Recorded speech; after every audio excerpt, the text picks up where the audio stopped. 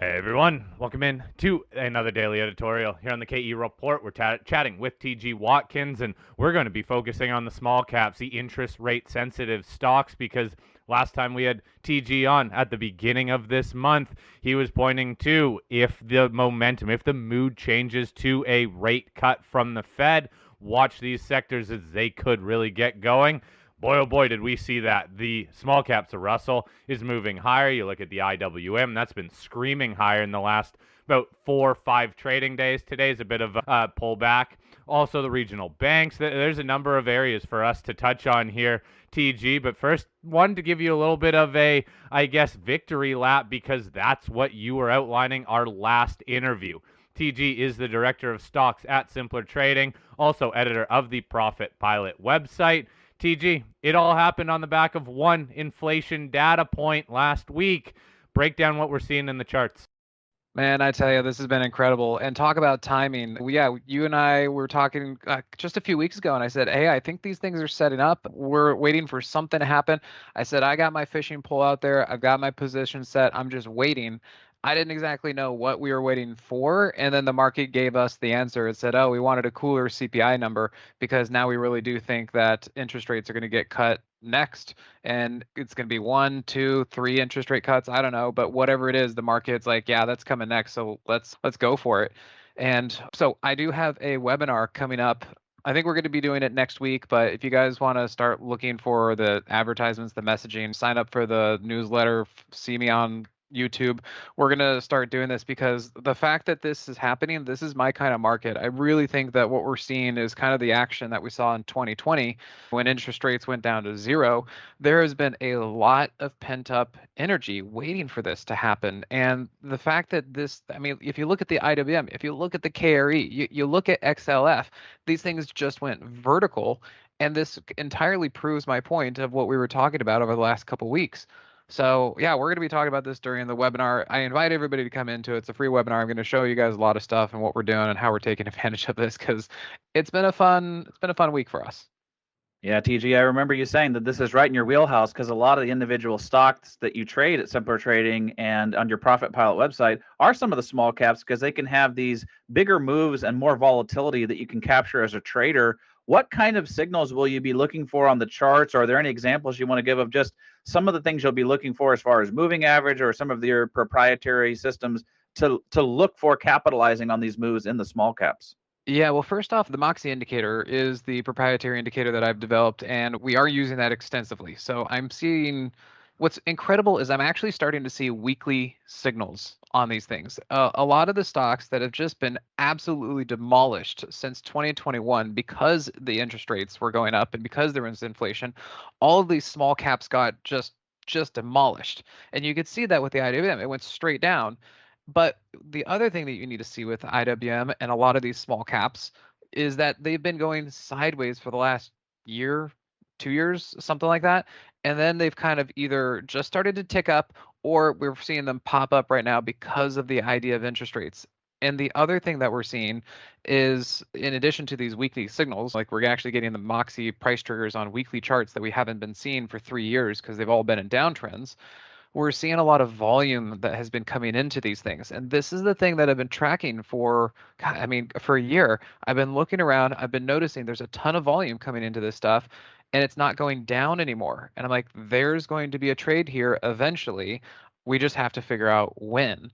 And I'm not a hedge fund, I'm not an institution where I can just put my money in there and let it sit for a year, but they can. And that's what they've been doing. And I needed to look for an actual trigger before I start just placing my bets. Well, this is the trigger. For me, this is game on. I'm looking around, I'm taking all those tickers that I saw basing for a year with volume, and now we're taking them, and I think we should have a good, I mean, I hate to say how far this might go, but I mean, can we get a year out of it? Can we get 18 months out of this? I hope so. It would be fun if we can do that. What does the trade look like here, considering just how aggressively this stuff has moved in simply the last 2 weeks? Have people missed that short term opportunity? No, I don't think they have. And what's interesting is kind of the vibe that I'm getting in from social media and just kind of people talking around is I think a lot of people are poo-pooing this. I think they're like, oh yeah, the small cap rally or the rotation. And I think people are disbelieving, which there you go. There's your wall of worry, right? And that's how the market moves. It locks people out. And the other thing is, yeah, people probably saw that the IWM, I think it just broke records. I mean, I saw a couple tweets out there that said 4 days up, it just had the biggest move ever compared to any index. And if you didn't get in at the right place and you're chasing this, well, you got your butt handed to you today and yesterday because of course it's pulling back. I mean, a lot of things are pulling back, but this is just the first move. And the first move was such a like a rocket. Of course it's going to come back. We got to come back down to reality and then get back on that train and kind of find the moving average and get into it again. So at this point, we took all of our positions last week. We cashed in a couple this week, and now we're waiting for everything to kind of recalibrate and get back on track. Yeah, TJ, you said it because we asked a number of people on our show that are generalist investors, what about the catch-up trade in the small caps? And a lot of them did poo-poo the idea, saying it probably wouldn't happen, it didn't matter. And just even anecdotally asking people that hold different portfolios, are you playing the small caps? Most of them shot the idea down. So it's interesting to see we're seeing market breadth now expand. And do you think any of it is just some of the hot money that was in NVIDIA rotating down to smaller areas where they see the potential to make those same kind of runs again? I personally would say absolutely. I don't necessarily have a way of proving that. I'll probably never know, but in my mind, in my experience, absolutely. I mean, you look at Nvidia and what it did, and it's gone, was it 150%? So it's gone up so far, it's unlikely to keep going up like that. It could keep going up, of course, but not to the same rate, not to the same extent. And there was a lot of money in Nvidia. And there are a lot of insiders that made a lot of money. People are going to sell that. They're going to take their winnings and be like, you know what? I just made 150% in 12 months on Nvidia. And what they're going to do is they're going to take the money, they're going to rotate it into the next opportunity.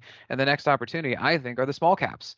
And the other interesting thing on that note, and this is again like, come to the webinar. I'm going to be talking to you guys and explaining this, and come into my trading room. Like, we're going to be all over this because this is my time to shine. I love this kind of market that we are going to be in, especially if people don't think it's going to happen. So what's happening is you look at Amazon, you look at Meta, you look at, gosh, even Netflix or any of these names that have been the leaders for the last year and a half, but they're all up 80, 90, 150%.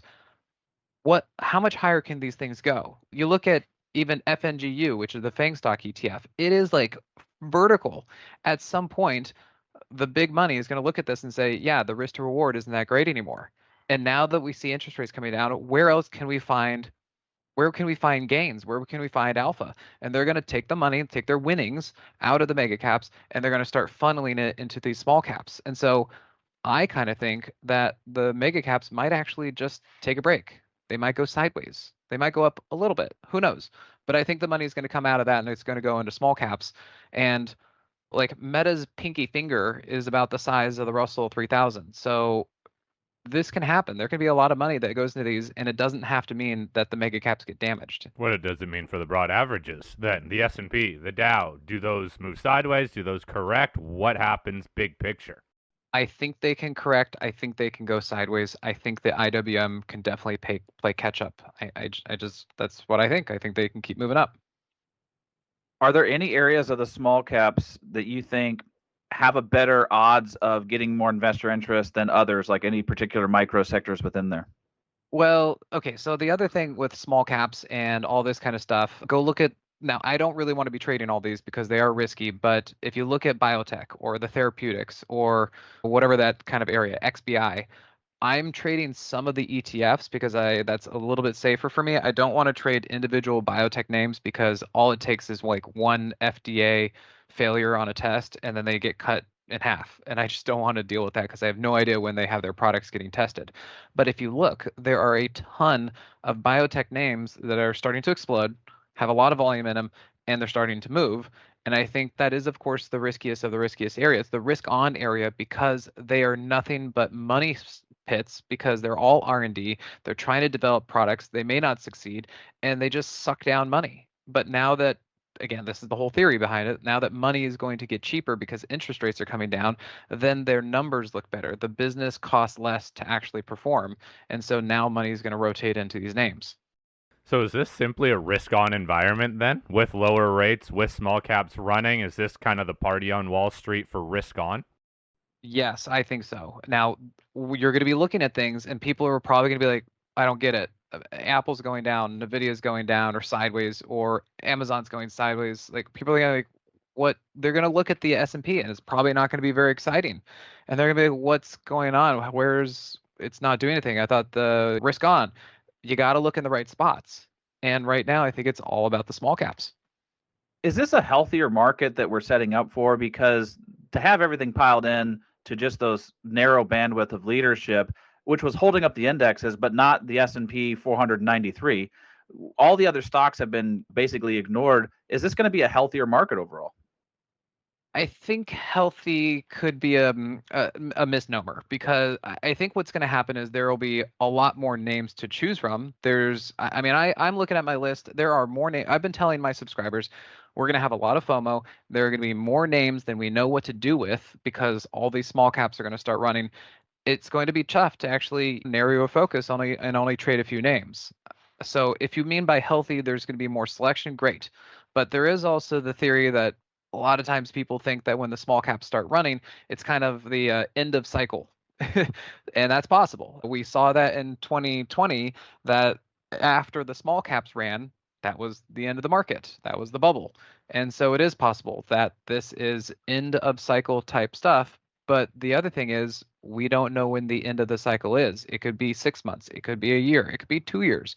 There's that kind of thing. But I don't care about that right now because we just got a signal on Thursday that the small caps are ready to go, and I'm going to trade this as long as I can. And then when it finally blows up, hey, great, we had a good time with it. So what duration, time frame trades do you think you'll be taking here for this sort of a run? Well, what do you mean by that? Like how long each trade is going to be, or how long I Yeah, think are this you is going going to to? be trading these just over a week, or are these, could you buy and hold for months potentially? Of course, it's hard to give these kind of predictions and things, so bear with me on this if I'm not right about all of it. But I do think that this is going to trend for several months. I would hope that it at least goes a year. I think we look at the presidential election. I think these things are already moving ahead of that.